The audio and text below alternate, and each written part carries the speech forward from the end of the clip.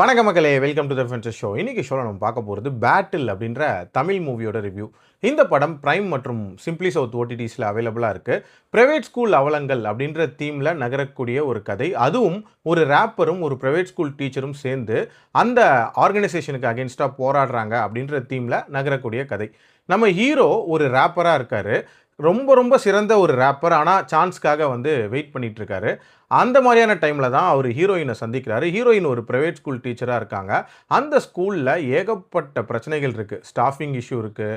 And students ப்ராப்பராக கற்றுக்க முடியாத மாதிரியான ஒரு சூழ்நிலை இருக்குது. இது மாதிரி பல பிரச்சனைகள். ஸோ இதுக்கு அகேன்ஸ்டாக அந்த டீச்சர் போராடிட்டு இருக்காங்க.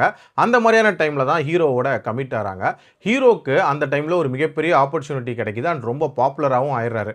அதுக்கப்புறம் இந்த பிரச்சனைக்குள்ள ஹீரோ எப்படி வராரு, டுவர்ட்ஸ் எண்ட் என்ன ஆகுதுன்றதான் அந்த படத்தோட கதை. ஒரு ரேப்பரோட கதை அப்படின்னும் போது எனக்கு கல்லி பாய் படம் தான் ஞாபகம் வந்துச்சு. கிட்டத்தட்ட இந்த படத்தில் அந்த ரேப் வார் சீன்லாம் பார்க்கும்போது அது மாதிரியான ஒரு ஃப்ளோவில் தான் போதோ அப்படின்னு நான் எதிர்பார்த்தேன். பட் ஒரு பெரிய ரேப்பராக அவர் எப்படி எவால்வ் ஆகுறாருங்கிற அந்த காட்சிகள் இருக்குல்ல, அதை சுத்தமாக காட்டல அப்படின்னே சொல்லலாம். சூரியவம்சம் படத்துலையாவது ஒரு பாட்டில் காட்டினாங்க, இதில் ஒத்த சீனில் கூட காட்டல அப்படின்னே சொல்லலாம்.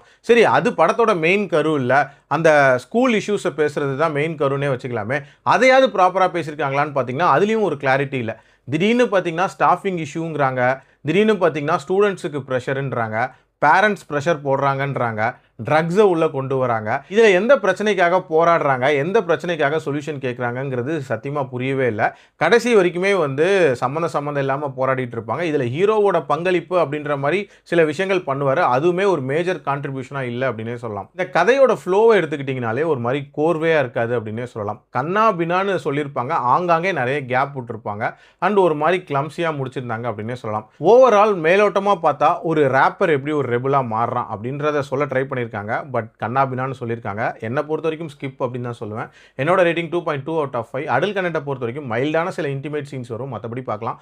மீண்டும் அடுத்த விமர்சனத்தில் சந்திக்கிறேன். நன்றி, வணக்கம்.